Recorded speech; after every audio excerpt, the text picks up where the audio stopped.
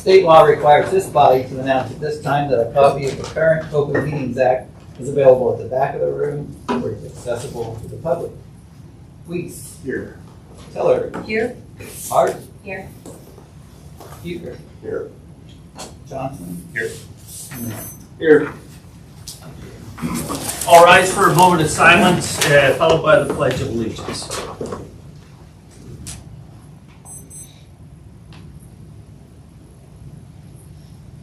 Thank you. I pledge allegiance to the flag of the United States of America and to the republic for which it stands, one nation, under God, indivisible, with liberty and justice for all.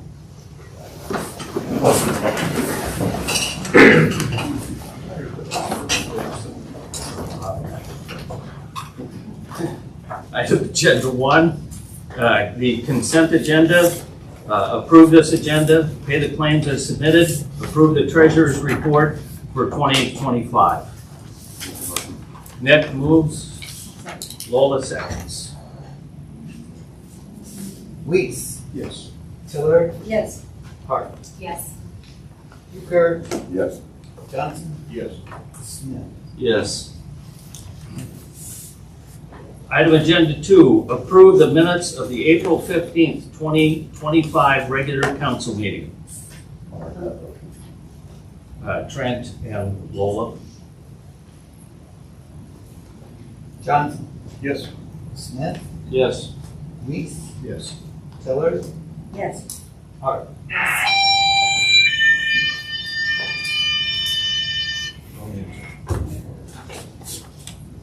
Huger. Yes. Thank you.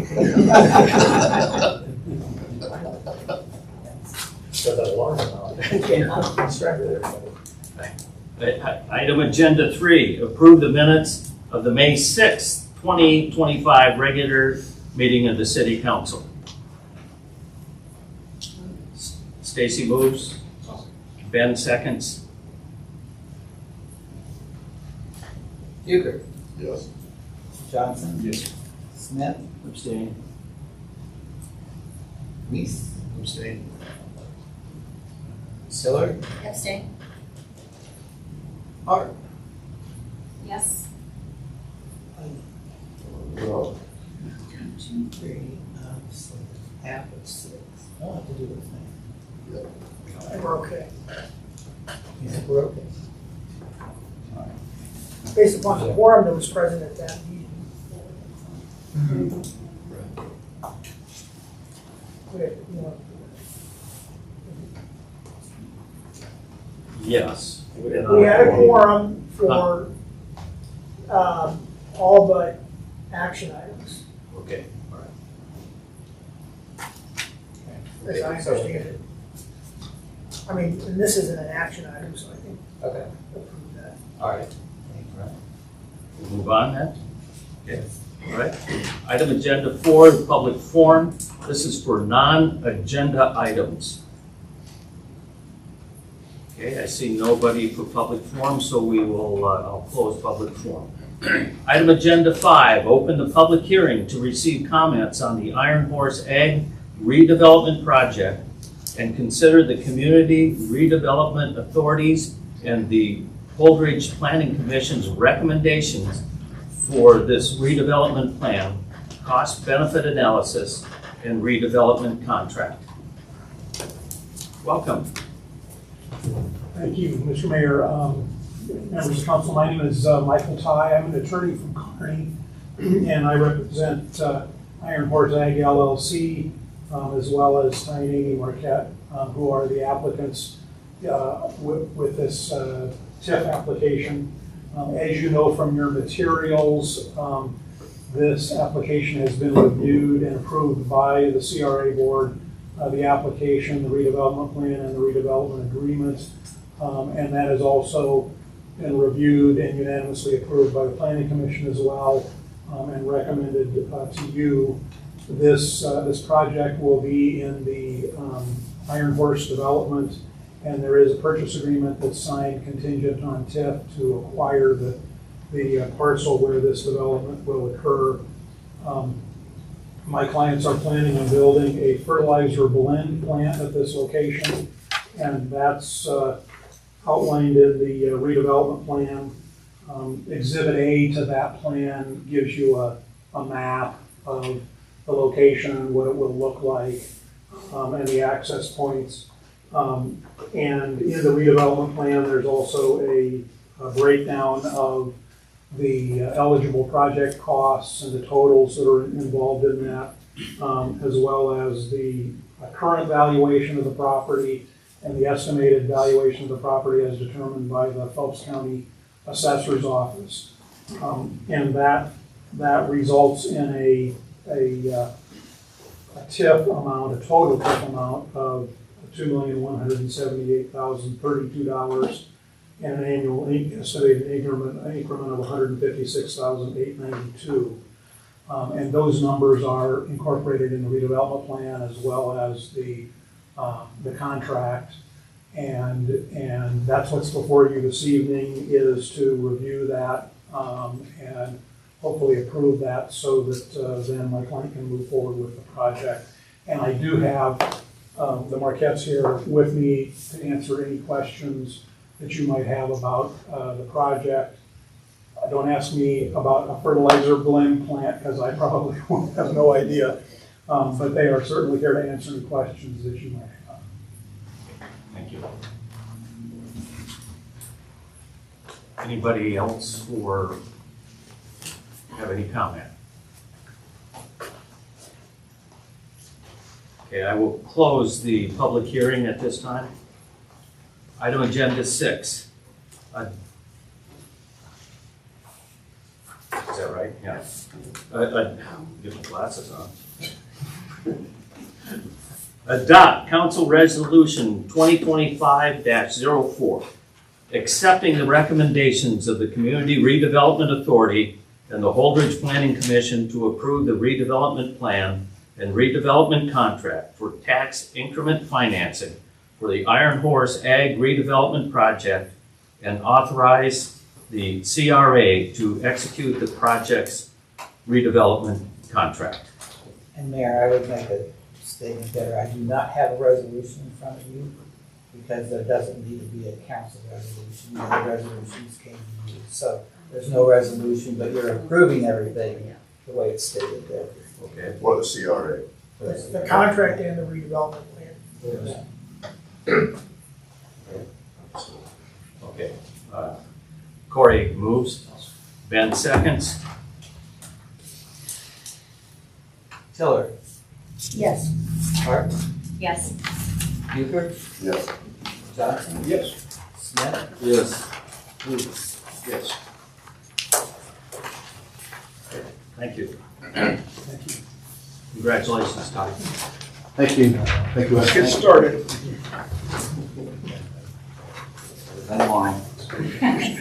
You teach me something out of it. Item agenda 7, open public hearing to receive comments on the application for a conditional use permit from John and Genevieve Konzak to allow multifamily residential housing on lots 3 through 16, lot 2, in the vacated Allian Street, Holdridge Insult and Bailey's Addition, the Plains Motel, contingent on the sale of the property to Crossroads Mission Avenue to repurpose for long-term supportive housing.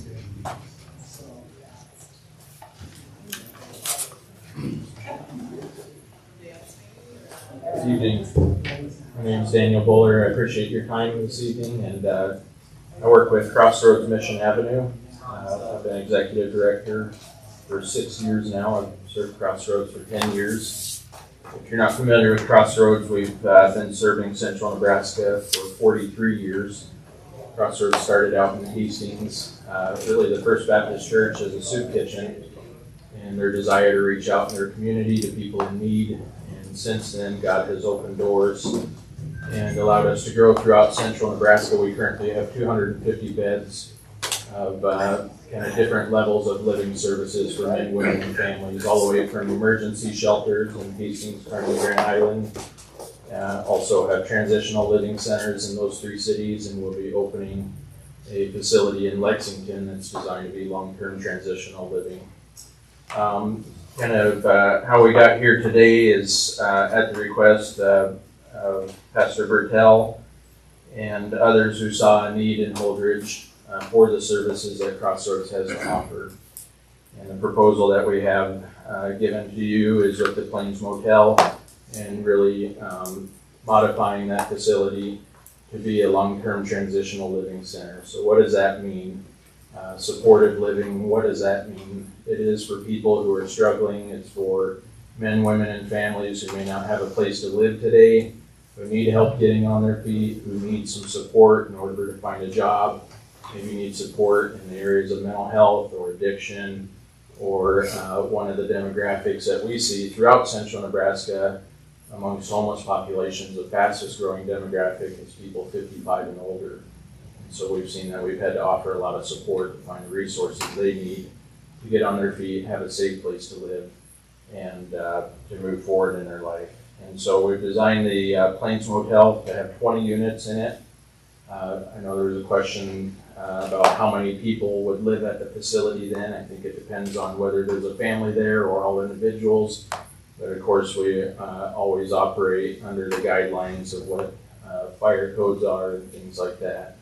When people come to this facility, it is designed for them to have case management, somebody who comes beside them to evaluate their circumstances, determine what steps need to take place in their life, set some goals, and then move forward in their life. There's accountability at this facility. It is a place where people have to remain clean and sober, and they have to be working with us on an ongoing basis. This facility is designed for people to live long-term, and when we say long-term, we would like them to stay at the facility for a year. And so I think just to give you some examples of who would live here, just recent examples of people that we're serving at Crossroads currently who are from this community. I office out of Hastings most of the time, and currently we have a man in his 30s who grew up in Holdridge, went to school here, his parents were here, he's been here his whole life, struggling with mental health issues. He does great at Crossroads because he has support, he's looking for a job, he's on his medications. Without those things in place, he was in crisis. With those things in place, he's taking next steps to put his life together and to move forward in his life. In the pamphlet that we gave you, you'll see a story of a young lady named Leandra. Leandra was at the county jail here on drug charges. Leandra spent her time in jail. A pretty neat story because Pastor Bertel and other ministers in town were able to meet with her, share with her, help her have hope for the future. When she got out of jail, she needed a plan. She needed to stay away from drugs, stay clean and sober, get her kids back, and move forward with her life. So Leandra came to Crossroads. She was able to stay clean and sober, finish a treatment program, finish a drug court program. Currently, Leandra runs Mission Avenue Thrift in Hastings, which is a new store. She's employing people who are going through our program. She's employing others in the community that are on programs for elderly people who are trying to get back in the workforce. And not only doing great in her life, got her kids back and has a place to live, but Leandra is now making a difference in the lives of other people, which in my opinion is a picture of full recovery, receiving help and now showing other people how they can find hope and do better in their life. And one more story was an elderly gentleman from Holdridge here this last winter whose furnace quit. He had to have his water turned off so it wouldn't freeze up. Tried living in his diesel van. That didn't work out. He told me that he thought he had carbon monoxide poisoning from sleeping in the van. Got very sick, and his neighbor found him face first in the yard. So he went to the hospital. We get a call from the hospital. Can you take this individual and help him during this time? So we were able to get him out of the cold. Kept him pretty much through the winter, and when spring hit, he went back home to try and get things put back together in a safe manner. And an honor to serve him, number one, because he was an elderly individual, but also he's a veteran. Veterans is a large population that we serve at Crossroads, and we feel honored to serve veterans. So those are kind of examples of who would live at this facility the programming that would be in place. This is not a place for people to come and just sit there and do nothing. It's a place to get well. It's a place to get a job. We have savings, accountability that they have with their finances. Like I said, drug and alcohol accountability, things like that. It is designed to serve local people who are ready for that step. And that's been something I think is important to note. Because when people come here, it might be from a minister, it might be from sometimes attorneys who are helping a client who's been in trouble. It might be from the hospital. There would be an evaluation process with each individual to determine, is this facility appropriate for them? So in my mind, there would be an example of somebody that this is not appropriate for is somebody who's in a mental health crisis and needs an extreme level of care. That person would not be a good fit for this facility because they're not ready to take next steps. They need to do the first things first, and in that case, it would be to see mental health professionals who can help them with counseling, therapy, medications, and other things that might be beyond the scope of what this facility is designed for. I think what Crossroads has to offer, though, in that situation is our network throughout central Nebraska of other facilities, housing facilities. So in that circumstance, we might say, you know, at the Plains Motel site isn't a good fit for you to live here because you're not stable. We would like to take you to Kearney, where you can go, say, to Richard Young Hospital, get stable, get on your feet, and then we could look at coming back to your community. Each person has to undergo an evaluation. Who does that evaluation? That's our staff. Those are people who are case managers and who work at Crossroads, who have experience working with people in these situations. And so on a daily basis, if they come in and they're unemployed, they need to be a part of a day structure that is programming 2 hours of classes every day, that is keeping your hands busy. That might be through Mission Avenue Thrift here in town, that might be doing lawn maintenance or a number of things that they might be doing just to have structure with their day. And then, of course, looking for employment and next steps in their life. And so once they do get employed, it does cost them to live at the facility. And that cost is $575 a month for them. That's their utilities, their room and board, their programming and everything included.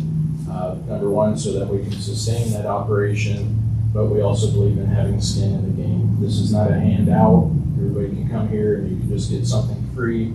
This is a handout, and it does include accountability and responsibility in life, just like everybody should have, and really helping them move forward. We are a Christian nonprofit. All of our programming is based on faith and a relationship with Jesus Christ, and showing people from the scriptures how God has given us a plan for our life to move forward and to make right decisions. So I did give you the pamphlet. At this time, we have not negotiated any kind of price or purchase agreement or anything on the motel.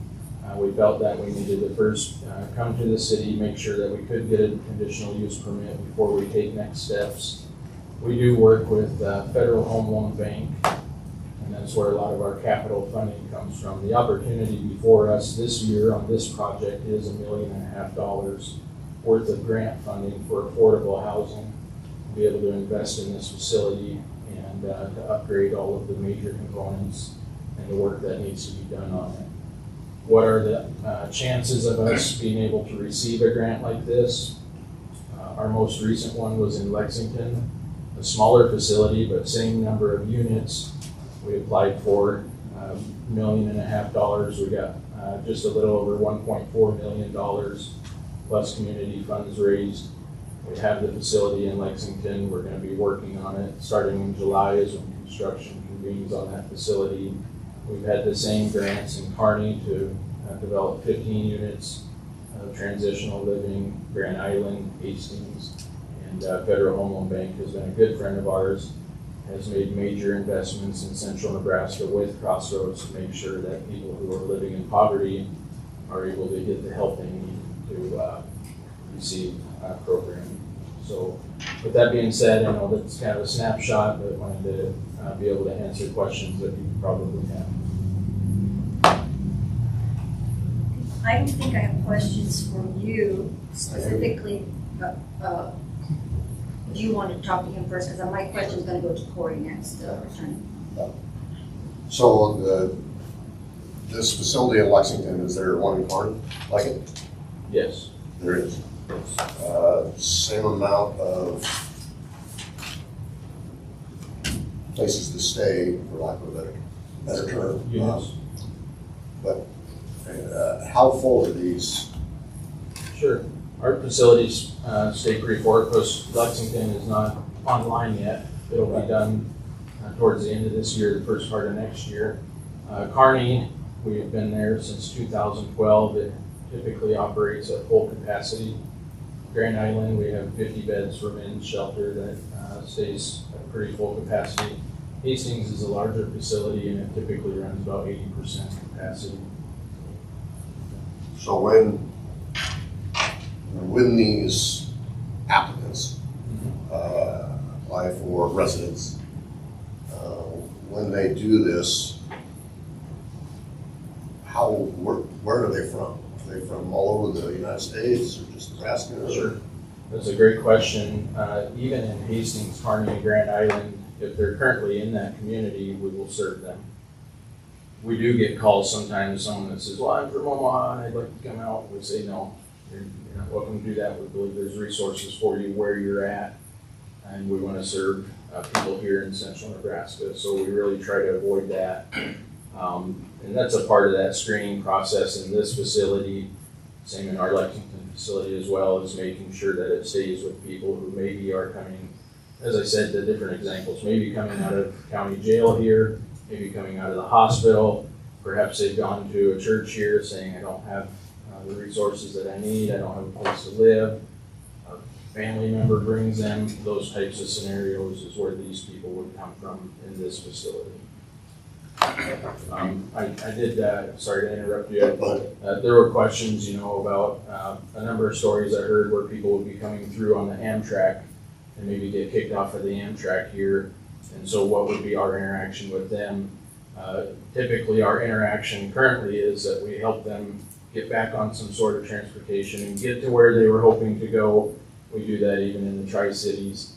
We could do the same thing here, is being able to help them along their way wherever they were hoping to go, either through getting them on a bus or back on the Amtrak or different scenarios like that. Do you find that there's any increased need for policing in communities? Any added patrol time for Because police officers or anything like that? because of our presence, I would say not. I won't say that we never have interactions with the police because we are working with an at-risk population. And so there are times when we do that. Something we do at all of our facilities is a warrant check. We always say that people, can't stay with us and run from the law. That's not okay. So we do a warrant check. If they have an active warrant somewhere, even if it's non-extraditable, we're encouraging them to go and take care of that warrant wherever they're from. Oftentimes buying a ticket for them. If they're from Colorado and they have a warrant, let's help you go take care of that because that's what you need to do first. But I wouldn't say that that there's extra police activity. Hastings is a good example, and that question was asked a while back of the Hastings Police Department. Does Crossroads' existence in that neighborhood make it a more dangerous place? And the answer was no. Now I will say this, I've been involved with Crossroads for about 10 years. When I came to Crossroads, there was a lot about the organization that was a mess. There was a lot about the organization that did not fulfill our mission. Our mission is bringing glory to God through the helping of people. My goal was to make sure that Crossroads became in alignment with that mission statement again. When I came to Crossroads, the neighborhood, especially in Hastings, had a big issue. They said it was very chaotic. There were people that they didn't think should be in the neighborhood, all these different things. And one of the greatest opponents to our organization lived right across the street, and she just wanted it to not be there anymore. So we kind of worked through a process with city council, where really the city of Hastings at that point was saying, if Crossroads can't do better, we don't know if it's good for our community. That's where I started working at Crossroads. Welcome to my new job, and pretty exciting. my goal had been to change that. What's been exciting to me is that same neighbor now comes every Christmas and brings gifts to people who reside at Crossroads. Brings sweet corn when it's time every year so people at Crossroads can enjoy that. Gives financial gifts. And this summer hired a guest to go and mow her yard every week because she's old and can't do that anymore. So I think that has really changed under the current leadership. I'm not saying myself, but our board, our staff, and just the leadership that we have. We're really about helping communities. We're really about helping address these issues. It is an issue throughout central Nebraska that there are people living in cars. There are people who will come out of your county jail right here in Holdridge with no place to go. And the chances of them recommitting a crime without some sort of supportive housing in place are much greater. And sometimes it just takes that supportive living environment to help somebody take next steps. I wish I could say that that would guarantee 100% that their life would be changed. We can't guarantee that, but we can guarantee that for many people, that's a good next step, having that accountability and that support in place. Another question. So you mentioned funding and helping people get to their places that they need for extra help, medical facilities, getting them a bus ride someplace else, or getting them on the Amtrak. Where do you get your funding for all that? Yeah, so our funding currently have multiple streams of revenue that represents our full funding, which is unique to nonprofits. In fact, when I hear about nonprofits now, I hear a lot of nonprofits saying, oh no, we relied on government support and then this thing DOGE came along and what are we gonna do? And I know of a lot of nonprofits that are really struggling right now. God had given us a vision to be business people at Crossroads. When a donor gave $1 to Crossroads, that we could actually take that, invest it, and turn it into $3 is what we've been able to do. We've done that through things like Mission Avenue Thrift. We've been open a couple of years downtown Holdridge with Mission Avenue Thrift. That's been a great business. We currently have 6 stores. In those stores, the revenue that's produced there is about 1/3 of our funding. It's just been a great way not only to receive funding for the mission, but we put people to work that are in our program. There's also a lot of help that comes through those stores with community service, court-ordered community service, and other types of things that come into play. Next is the private donor. And we have a huge network of donors throughout Nebraska, not just central Nebraska, but throughout Nebraska as a whole, who give on a regular basis to help Crossroads succeed in the work that they do. They say, we see a problem too, we want to be a part of that. That's about 1/3 of our funding as well. We do a recycling program. We have a relationship with the state of Nebraska where we're working with local probation offices, drug court role to make sure that if there's someone in the community that's needing programming, we're able to help them, and the state reimburses us with those things. And so we just kind of have multiple streams of revenue that come and help support the work that we do at Crossroads. So this is basically nonprofit. Correct. Blah, blah, blah. So when the hotel is an entity that pays property taxes currently, when this happens, I'm assuming that property tax income for our city will go away. We're exempt, yes, Yeah. as a nonprofit. So we'll lose that funding. So we lose that funding. Yeah, lose the funding, but you do have to ask what your community gains as well. That's my next question. Sorry. What is something like this facility going to bring for us? How's it going to benefit Holdridge? So I have to ask myself, if somebody is homeless in your community, if they're going to the hospital with a mental health crisis and they have nothing, who does that cost? If they go to county jail, who does that cost? Those things aren't free, it costs.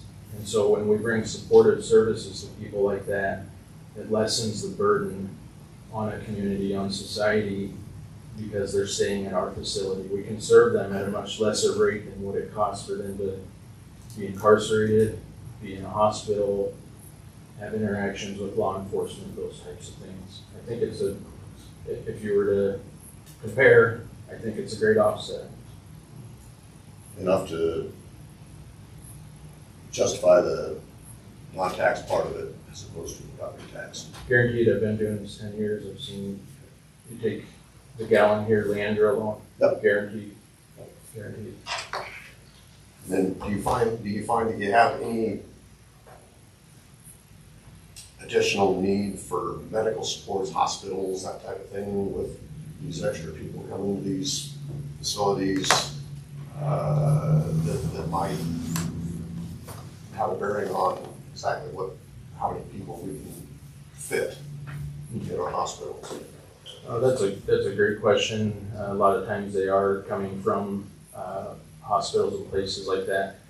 You know, people that we're serving, typically people who have lived in poverty, do have health issues, they do have things that come along with that. I wouldn't say that we're overburdening systems. Typically, the greatest concern I hear is with mental health. At least I think in Lexington, that become the greatest concern. But when we're able to say that we bring other resources, and that's not only being able to take someone, say, to Mary Lanning or Richard Young or another place that offers mental health services, but bringing valuable resources this way as well. Because we have hundreds of agency partners who specialize in different areas of mental health, addiction, aging populations, workforce development, different things like that. These are agencies that we work with on a daily basis to build a wraparound case management for each individual. And so we are bringing, I think, value to the table as well, to the community as well when we're working. You don't do that yourself. No, those are other agencies that we work with. So mental health's a great example because we work very closely with the Region 3, very closely with them to make sure that individuals, and that's everything from right to the mental health doctor, accountability to stay on meds, a whole slew of things that are able to be accomplished. Yeah, exactly, not just because Crossroads is here, but we can bring teams of people, and it's that term wraparound case management, that's exactly what it is, wrapping around person. Make sure they have the resources they need in order to succeed. That's one of the concerns that a lot of my constituents have, and I mean, we're all aware of the tragic incident that happened in Cozad here a while back. We had some unfortunate things happen with somebody who had some mental illnesses that was released, and of course they had a history of it, but I mean, those kinds of things are gonna happen, and you can't stop it all, but just wanna make sure that that's not something potentially that will happen here through this type of. Correct. I don't believe it would add to it. I also say that's not a problem that's getting smaller in every community. It's a problem that's growing. I agree. I do have a question for you. I did tour the Kearney facility, and the manager there did take me to both places, both buildings. And the one where the people are in the program, following the steps, they're in Kearney. What is the rate of success within that year's time, right at that facility right now? Sure. The success rate in a comparable facility, because you looked at two different facilities in Kearney. You looked at the homeless shelter, which is emergency shelter, and then you looked at transitional living. Yeah, the transitional. The comparable facility is the transitional living. And there, our success rate is much greater because people have an opportunity to stay longer. And so success rate in terms of they were able to finish, to complete their programming, get a job, remain under accountability, and kind of complete the whole program and then get back out on their feet is like, without it being right in front of me, is a high 60, like 68% success rate, which in the field that we're working in, when you're working with at-risk population, is a great success rate. And so we found that piece has been really great. We find that they do stay longer when they're in the transitional living, and we're able to accomplish a lot more. We do have a great success rate talking about mental health when you have that support in place. I think a great thing to understand about ministering to people with mental health issues is that ability to build a relationship, a trusting relationship with people. And what I've recognized over time is that we're able to do that at Crossroads, and we see a high success rate with people who deal with, on a daily basis, deal with things like schizophrenia. And we build a relationship with them because we can develop a community where they fit. And often what you see with people with mental health issues is that they struggle to fit into community. And so that's a great benefit of what we do with transitional living, offering a place where they do fit and can move forward and have that support in place. You have some experience with this, so one of my big concerns is that type Sure. situation, trying to fit. Sorry. But Do you follow up? You have a 68% roughly. Uh-huh. Yeah. Do you follow up long-term? So they've been in the program, they've successfully completed it. Do you follow up with those to see how they're doing a year out, 18 months out? Sure. You know, we can't follow up with every individual. I serve a lot of individuals throughout a year's span. I live in Hastings. I get around a lot in Kearney and Grand Island. What's neat to me is to go to Walmart, to go to Olive Garden, to go to different places and to see people that we served, to see them doing well, and to have built those relationships throughout central Nebraska here. And so there are cases where we are able to follow up with someone just because we built a close relationship. But I wouldn't say that it's like a real structure. It's just hard sometimes to follow up with people. You know, talking about having a place for people, just kind of think about somebody who's maybe needing to get on their feet, and the question would be without a place for them to live. And hopefully some others in the room will speak up tonight, because I've heard stories from people of, yeah, we wanted to help so-and-so, but they were going sofa to sofa to sofa. I wanted to help so-and-so, but they were gonna live in their car, and so when they don't have a place to be, how do you help them?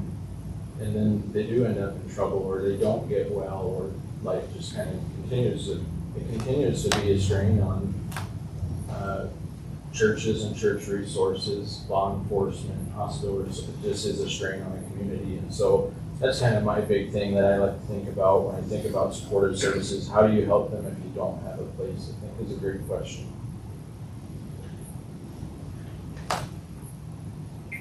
I don't have any other questions for you if anybody else has. My question was going to be to quote our attorney, city attorney. Sure, I just, sorry. I'm sorry. Go ahead. Go ahead. Sorry. Go ahead and finish. So you said the Lexington one is kind of the same idea as what this one's gonna be. And then, your Hastings, Kearney, and Grand Island facilities, are there multiple facilities in all three of those towns as well? Yes. So each one has a homeless shelter as well? Each, we have 6 living facilities that are represented in Hastings, Kearney, and Grand Island. Each city has a homeless shelter for emergency shelter and long-term programming, and then a transitional living center like what this would be. So is that something that, like a homeless shelter, is that something that would be part of this type of situation? No. Or That would not be. This is not designed for that. Well, my follow-up was, obviously you didn't open all three of those with both facilities at the same time. So is this something that later on down the road you would want to add a homeless shelter to? No, we have stopped developing that model. I think that's a great model for the Tri-Cities, the bigger communities, that works. What we're seeing the need is, especially in smaller communities throughout central Nebraska, our campaign, if you see on the front of the brochure, is called Following the Need. We're seeing that smaller communities need a place for people to live locally. And I'm just gonna, Pastor Bertel can follow up on this if he would like to, but I think he gives a great point of scenarios where someone comes to his church, says they have no place to live. He tries to help them. Kearney Crossroads is full, Hastings Crossroads is full, so where do you go and what do you do? Or how do you help them out? And so that model works very great, but our focus is to help local people have a place here to get help and get on their feet. So, you know, I don't want to be misleading. So many times they don't have a job and they don't have a home, so they are homeless, but they are in this community and belong to this community. That's what it's intended to do, is serve locally. So that's just, you wouldn't be bringing people from Hastings. Correct. Down here, so strictly be just for Holbrook. Correct. Yes. So if we build all this facility, how many units? 20 units. 20 units, and the need is one person. What happens to the other 19 units?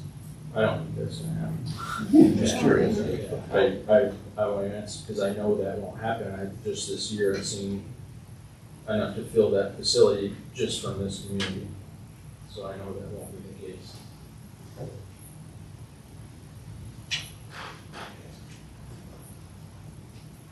I have a question for our city attorney, Corey. Mr. Bueller has mentioned quite a bit. Do you still now have questions that you need answered? I have had a lot of questions answered. I'll put on my other hat as county attorney. I mean, I'm hopeful. As you mentioned, Crossroads was not in the condition it is today, 10 years ago. There was a lack of transparency and accountability among the participants in the program, and the screening that was done, and keeping law enforcement advised of situations that are there. And you weren't necessarily accepting, the lower risk offenders at one time.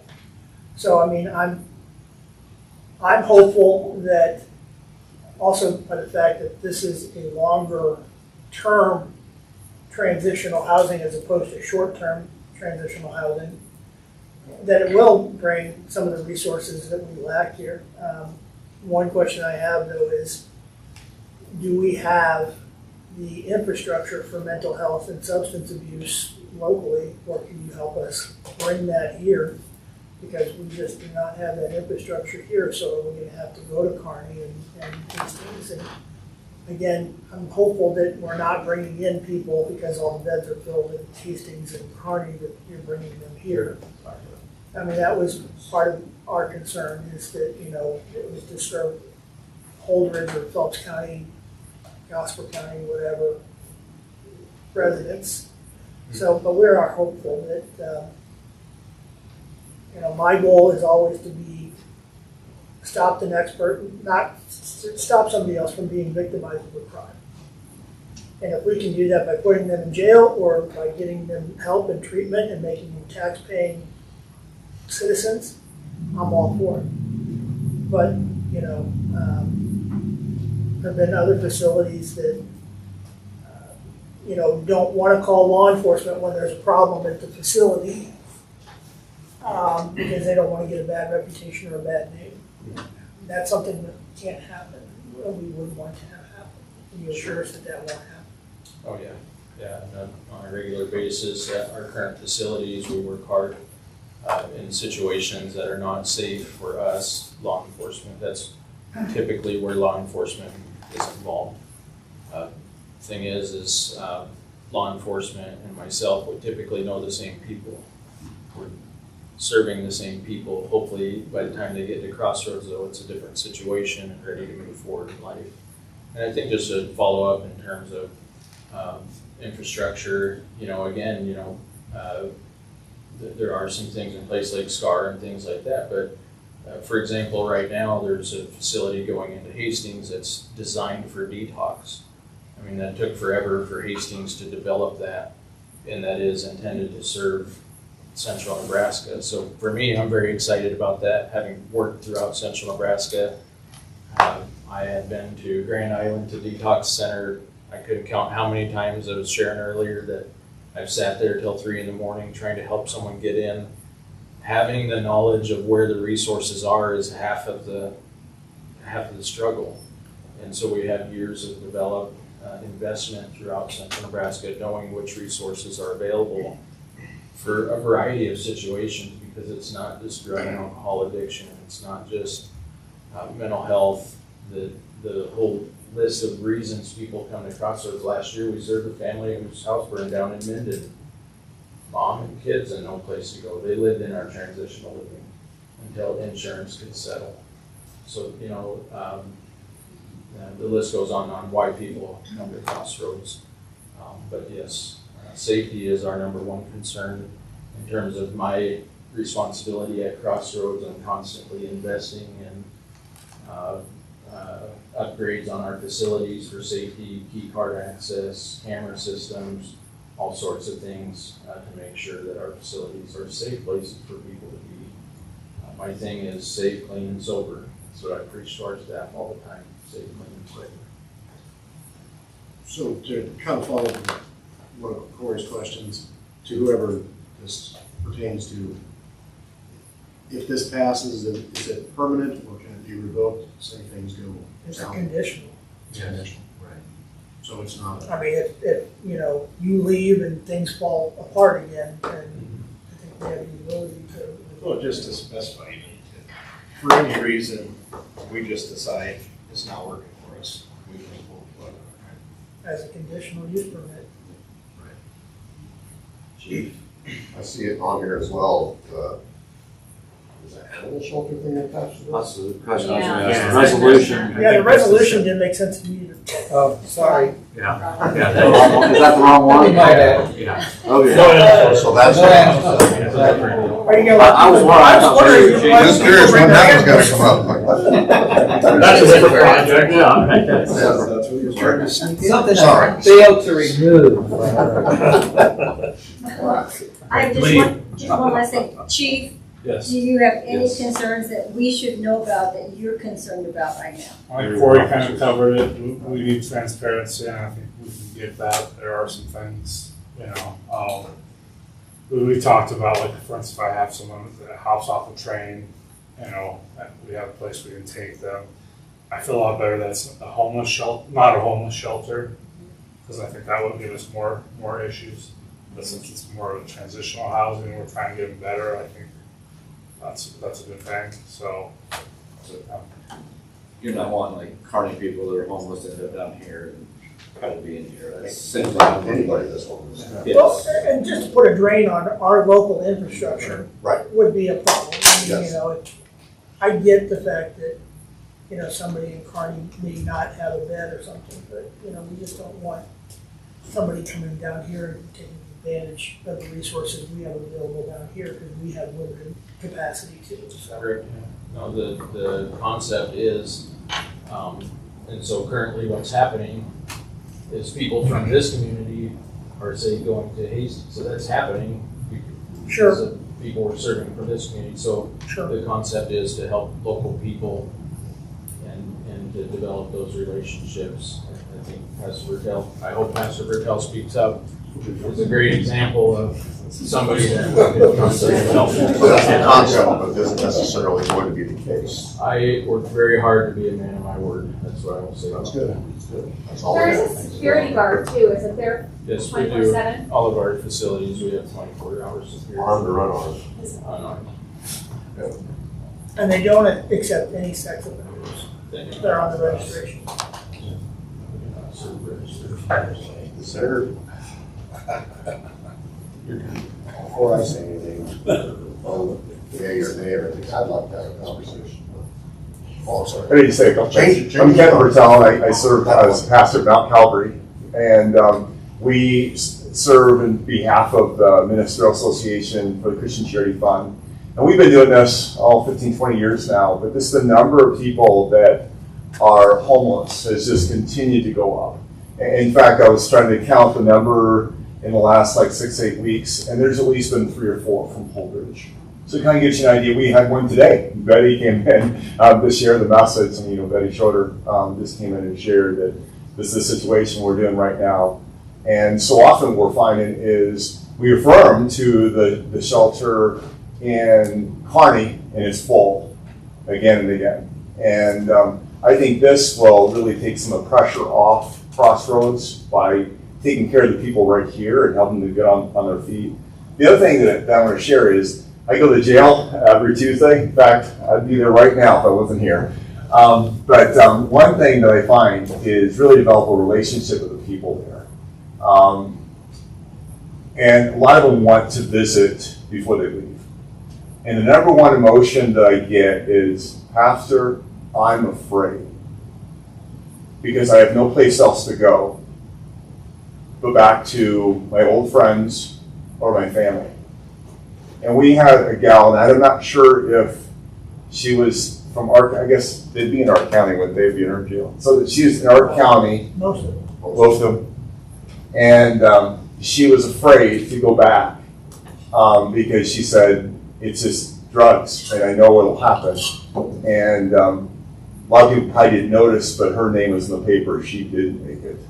She did die from drug overdose. And so, you know, this is a huge cost just for individuals, for families, and I see this as kind of just filling a gap, you know, that it's here. We have people, you know, stay in their car, like you said, or just kind of couch hopping from one place to the next. And then we get this reoccurring cycle. And you probably get tired of it. But just the reoccurring cycle of the same people being in the jail. And it's just like, we got a rerun, you know? And that's costing us money. I'm not sure what we pay a day, but if it's $100 a day, that's $3,000 a month. I mean, that's a lot. And I'd love to get the statistics of how many people are we're just recycling. And a lot of times we'll send them to treatment, and I don't know what that costs, but and we pay that, right, for treatment. And then when they get out of treatment, if they don't have someplace to go, it's a little bit of a waste of money in my book. I mean, we got to have something next, and so that's why I called Daniel and said, could we do something here? And so appreciate your time. Thanks. I love it. Anybody for public comment? I just want to say, I've worked in the court for 25 years now. Our young people, 20, 25, that maybe didn't graduate high school, maybe did, but was wayward. They come to the court, and a lot of them will come out and say, I want to be fixed. But they have nowhere to go. So, and they probably don't have their social security card, they don't have an address, they don't have a birth certificate, they don't have anything to get a job, the address. And so they go back to the same people that they had gotten into trouble with, the druggers. And they go from couch to couch. Every time they come in, we have to say, where are you now? Well, this is where I'm at now, but I'm not sure how long I get to stay there. We have a lot of those kids here in this community. They're just struggling. If we could get them in the facility and teach them budgeting and how to work and fill their soul with that they're good, because they're good. They're just wayward.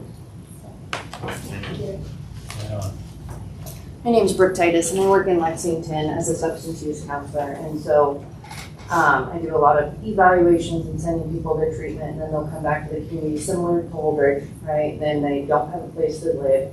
One of the things, they'll have children that are maybe in the system here, but then they have to live in Kearney, and so then they're going back and forth, back and forth.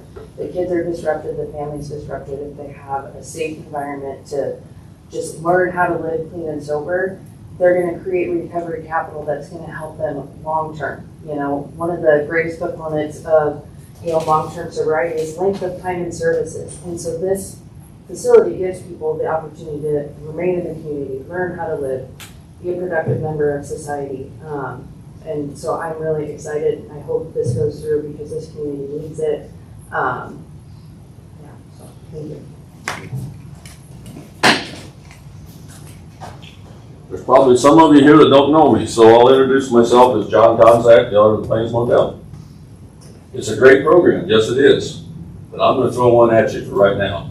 Where are you going to house these people after they've gone through their program?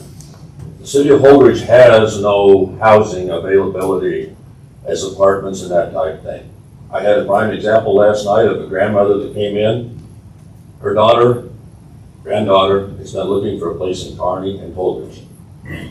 She cannot afford $1,000 to $1,500 a month to rent. Plus the fact that she has to put the first month's rent down. She has to turn on her utilities. That's my biggest concern. It's a great program. I think it's wonderful. I have been housing people for the Christian Charities for over 20 plus years. I've been at it longer than Pastor Bertel has. I can go back to my computer. I can give you information on people that have been here umpteen times that have gone through the Christian Society. passing through. I have a whole list. I can go back, some of them people have made a route every year for 3 or 4 years. Some of them 5 and 6 years. We've not done a good job of checking these people out. I've dealt with all kinds. I've dealt with a murderer along with everything else. I love the program. I think it's great, but I'm concerned about housing for what's going to happen.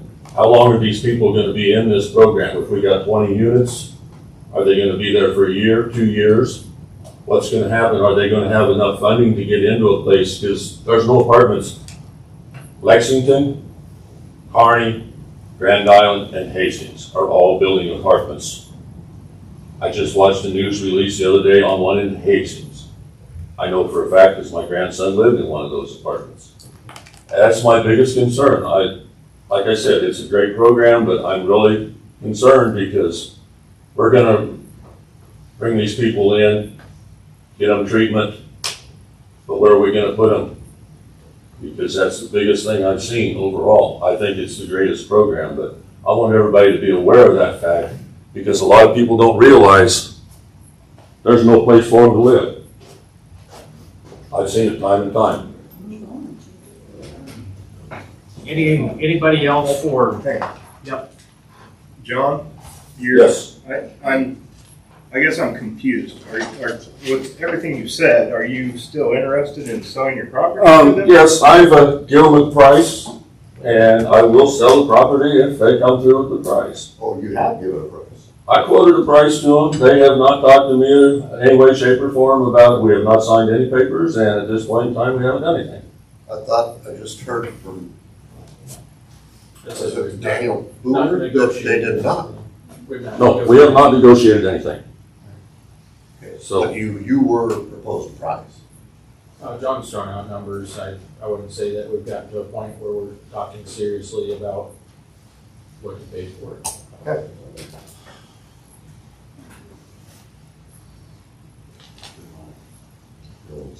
There's more to speak. Mr. Mayor and Council, you know who I am.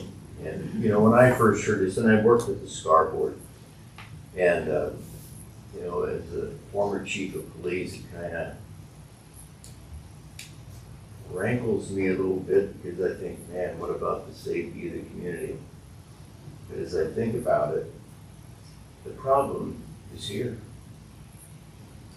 It's already here. Why not help? Why not try to make somebody better? I mean, certainly that's what I would ask you. This is not a fly-by-night outfit where people aren't being supervised. I mean, if you look at the brochures, they keep track of people. They work with people. 68% success rate, I think that's pretty good. But I think people need a place to go and get help. Yeah, mental health issues have been a problem here ever since they got rid of the institution in Hastings. But, you know, as a former chief, we take people there, and even before the next day, sometimes they would kick them out even without a hearing. Sometimes you'd have a hearing and then you'd have to bring them right back. Then you hope they're taking their medication and things like that. At least they're being supervised. At least they're meeting with somebody daily. At least I'm sure their medication is going to be checked on. The problem is already here. Why not help? That's all I got to say. Thanks. Thank you. Any other public comment? At this time, I'll close the public hearing. I'll move on to item 8, and then we can allow the council to discuss. So, item agenda 8. Approve the application for conditional use permit from John and Jenilu Konzak to allow multi-family residential housing on lots 3 through 16, lot 2, vacated alley and street, Holdridge, Ensel, and Bailey addition contingent on the sale of the property to Crossroads Mission Avenue to repurpose for long-term supportive housing. Council? My question is we're giving the permit to John and Jen, Yeah. not to Mission. Does that transfer? I mean, ordinarily, it's not transferable. I mean,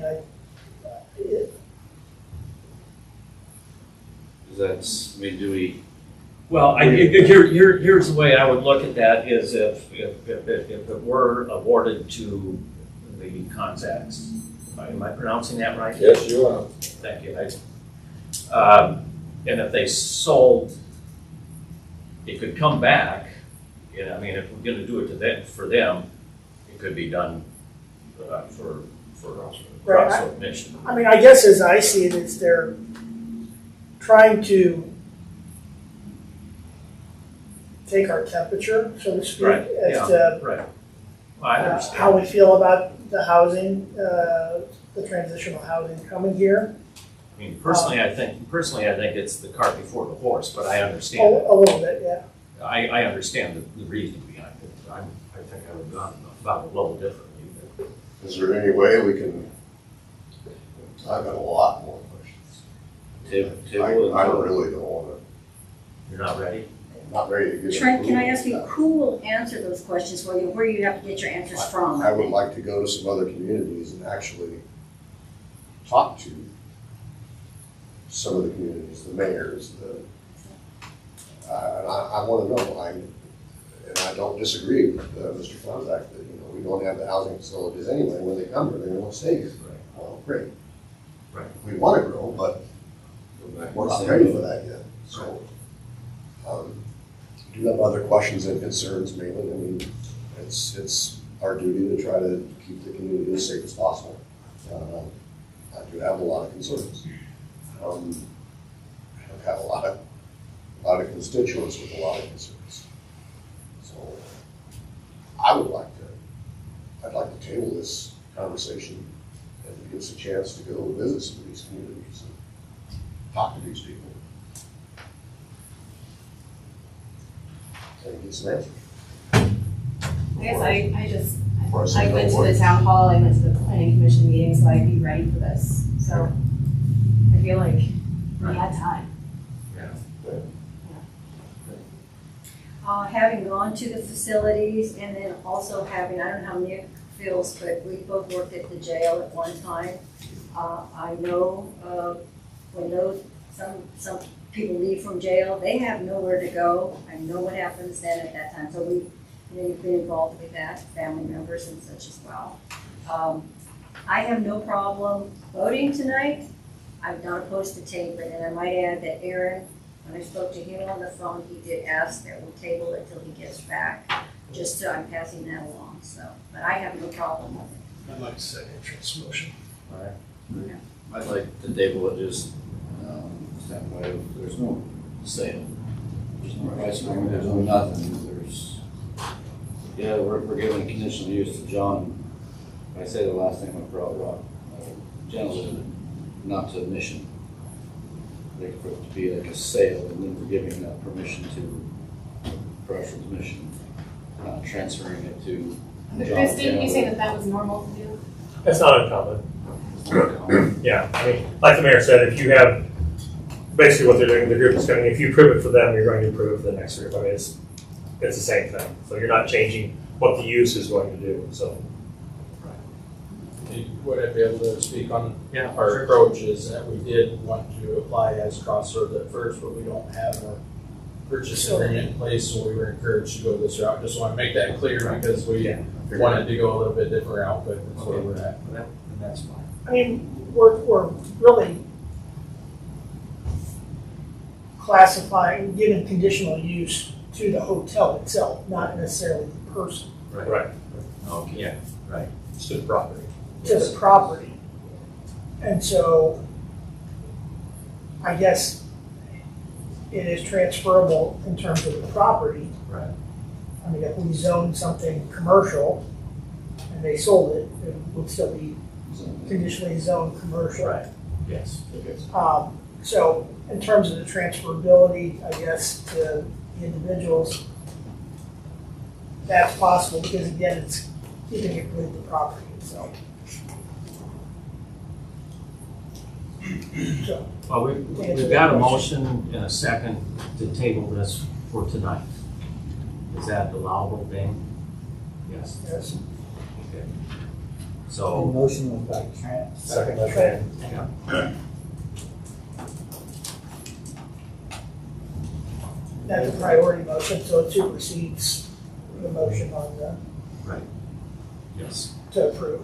So the motion is for what? Table. Table. Until And I think we should put a date on when the table. The next meeting is next fine. meeting. Well, yeah, let me clarify. I don't want people to think we're against this or anything, but we got more, I would be a no tonight just off the information I've received from the people around town. That's what So I'd like to speak to more people, because I'm not against it, we just have to have it, we have to do it right the first time. So I would say let's table it until the next meeting, and that gives you guys more time to not negotiate, or negotiate, whatever you want to do, so that way it's a little bit clearer. June 3rd, let's say. Could I just speak on that so that you're aware of what this process is in terms of grant funding? Do you want to stand up for Yes. So just to be clear too, that would probably table the project until next year's round of grant funding. And that's fine, and I always respect the decisions of community leaders. It is putting off, because I will say that from Crossroads standpoint, we need time to develop projects and to do it right the first time. So we would put that off until next year's round of funding, because we do not have extra time to develop the project on the grant aspect. So you're telling us if we tabled it tonight, We would be our grant application starts in June, gets submitted in August with the December announcement date. So we're pushing it, already, and that's fine. We would just be looking to go to the next round because we don't wanna, we have other grant writers, different people. You're working on a lot to get a construction budget in place to do a lot of things. So we would just say, we would also be looking for a next round of grant funding. So I just want that to be mentioned for everybody to know that. Right. Transparent. I think we have to work on our time schedule. To be quite honest, I don't want to be rude. Very well understood. I just want to be better. If we've got council members that aren't ready, I don't want them to make a decision that maybe that they would do different. Understood. And I think with the information that you told us tonight, people will watch.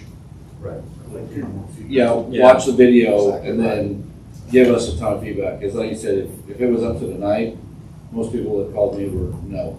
Sure. But hopefully with what you gave, I'll watch it, because I'll tell them, watch the video. Watch I'll the watch it video. right now. I appreciate, through the process of having the town hall meetings and then the different presentations that we've had was encouraging people. If it's a scary concept to you, go visit. I appreciate you, the only person that showed up to visit. Thank you. To see what's going on, to see what's offered. I think that's incredible, and I would encourage the rest of you to go visit, see what it is. It's hard to know just talking to me. I hope you talk to other community leaders. I hope you go tour a mission, tour those facilities and see what it is to make a well-informed decision. I do appreciate your time and I appreciate everything. Thank you for doing that. I would like to say real quick, anybody that calls you they're against it, just have them call me. Because everyone I've spoken to has been for it. I would like to know the reasons and discuss that with them, so. For me, the people that are the ones in my ward, Ben's ward, so we have to listen to those people. Yeah, no, I got you. And just to But I would like to clarify know too, there, a lot of people that I spoke to didn't even know about it. So a lot of them don't follow that stuff, and tonight will be the first time they heard about it. Sure. So then, I plan on following up with them tomorrow, so things could be, who knows what they're gonna say, but And if this does put it off until next year, I would recommend next year, let's start talking about it in January, so we have plenty of time for the funding. And, well, by January anyways, everybody will have an idea of where they're leaning anyways. If this puts it off until, if that holds true. So can we have a vote on tabling, please? If we're ready, everybody.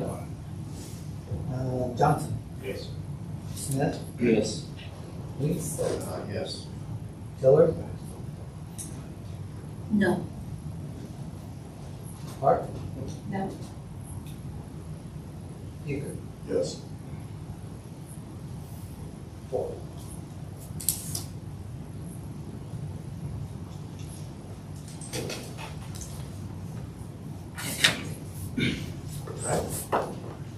Thank you very much. I appreciate everybody's input on this.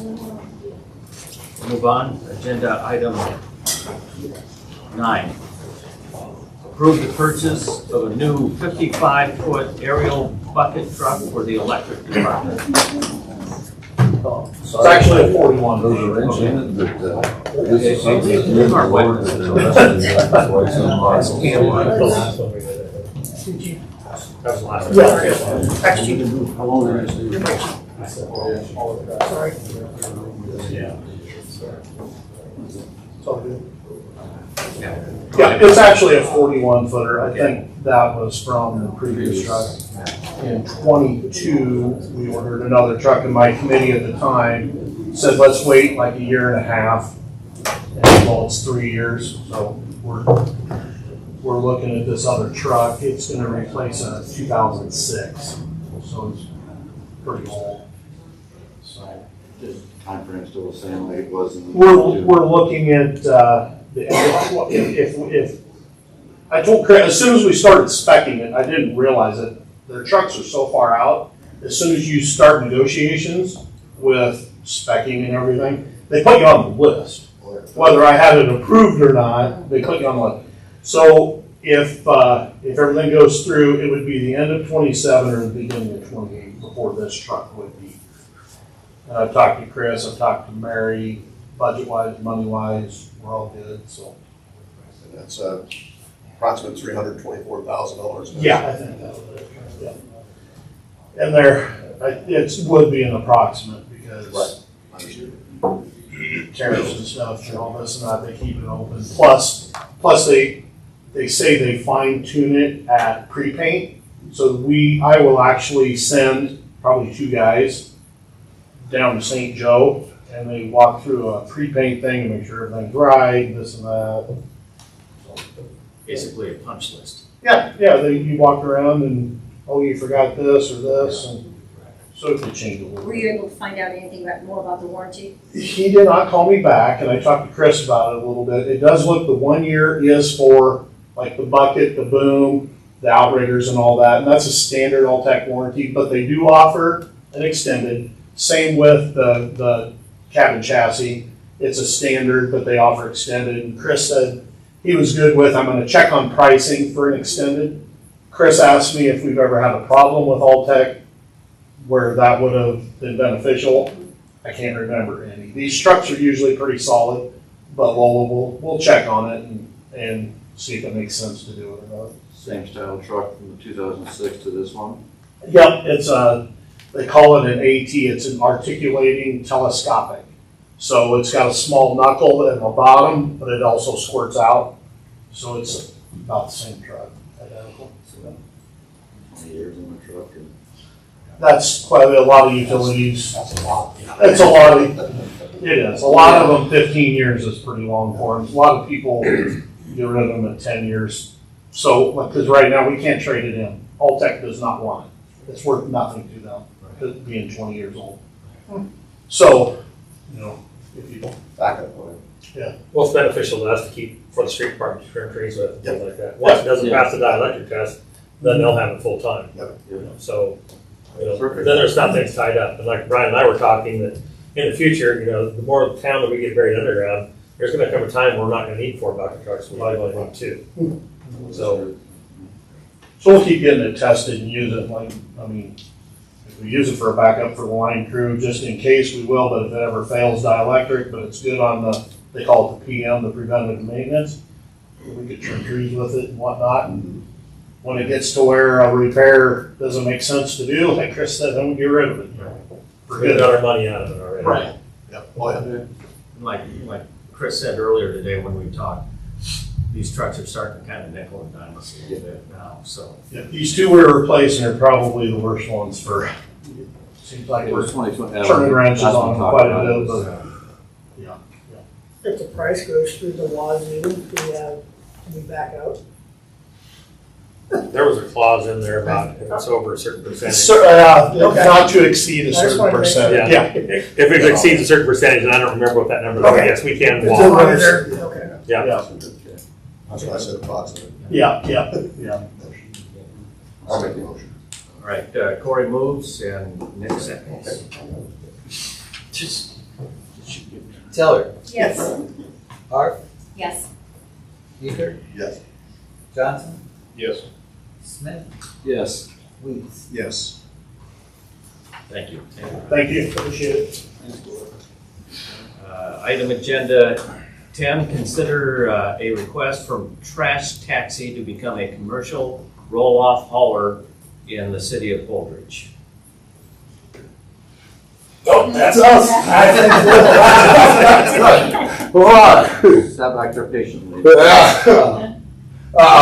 No, we started a roll-off business. Some people like to have a charge account out at the dump versus your like little prepaid cards or whatever, because we're looking at averaging anywhere from 30 to 40,000 a month once the cans start moving. Who did you meet? Caleb, last name Sanford. Sand like the beach, Ford like the truck. So you're okay? Steve, thanks for asking. And there's no problem on our end. We're at Mary, everything's good, so we'll send monthly bill like we do everybody else. Criteria is always commercial as far as what they. Correct, commercial. and These are the ones over residential. on Lincoln Street, right? On the outside of Lincoln Street, those are roll-offs? Right now, yes. Yes. Yeah. Oh, where are they gonna go? People's yards. I'm doing my job right. You like, see them, Place where you'll house them? Where Yeah, you so buy we these? have a yard in Lax County, and then we're looking at buying a bigger place here. Are you co-owner? Yes, yep. That's my business partner back there. She's shy.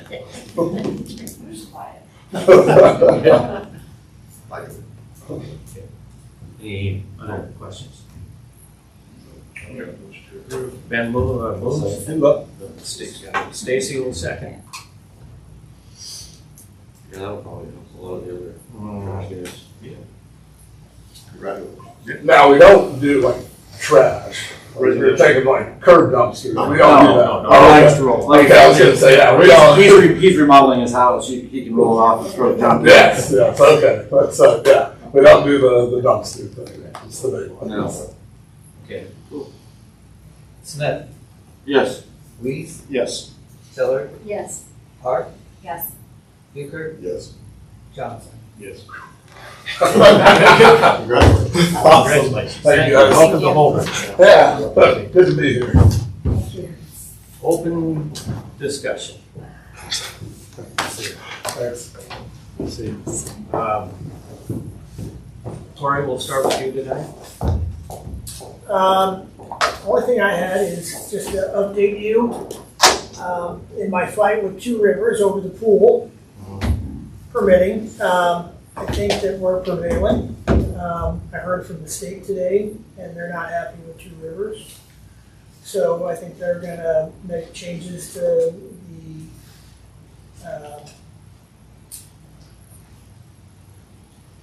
the process where they basically let Two Rivers take over the school program, and they said that if they make us permit with Two Rivers as well as the state, that we don't have to do that, and that they come and do our inspection for us,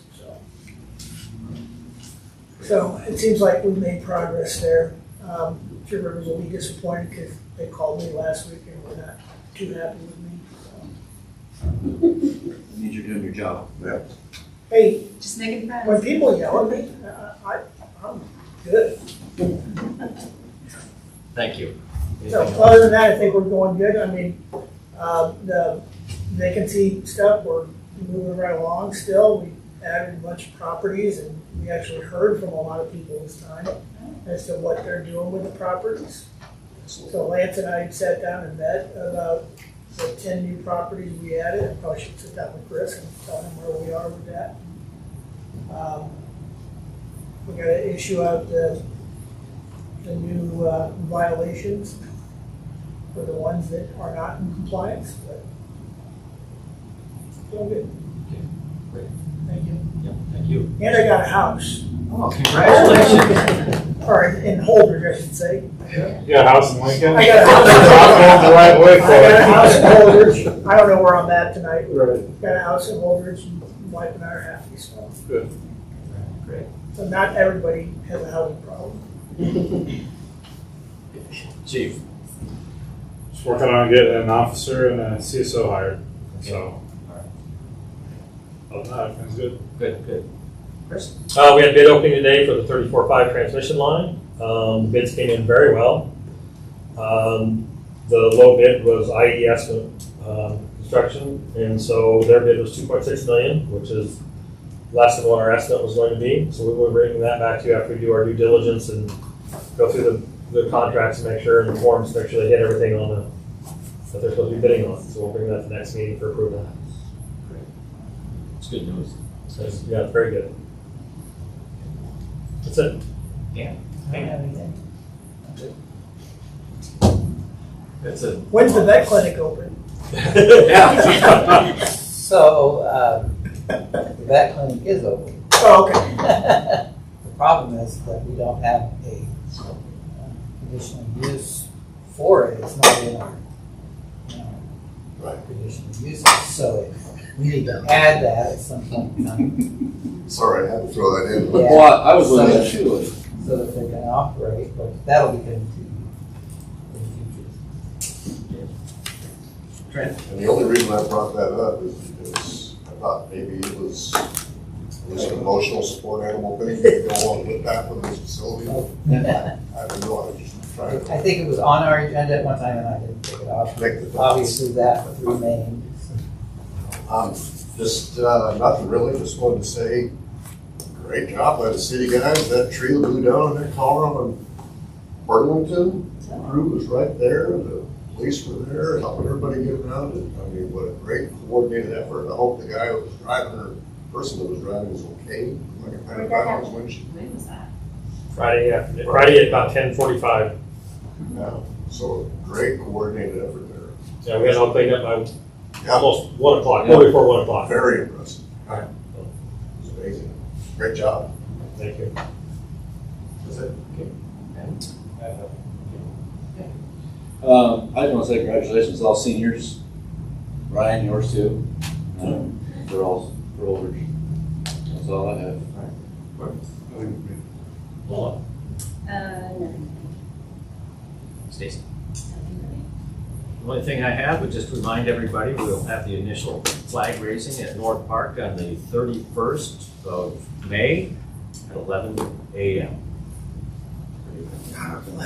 Yes.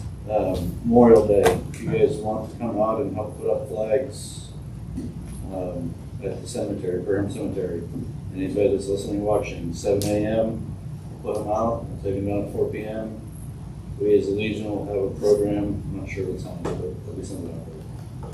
We've ordered it. Is there a service? What's that? Is there a service too? We will have a service, I'm not sure, that's where I'm heading to next. Okay. They're probably already mad at me, so. All right. Okay. All right, let's call it. Thank you, everybody. Appreciate it. Yeah.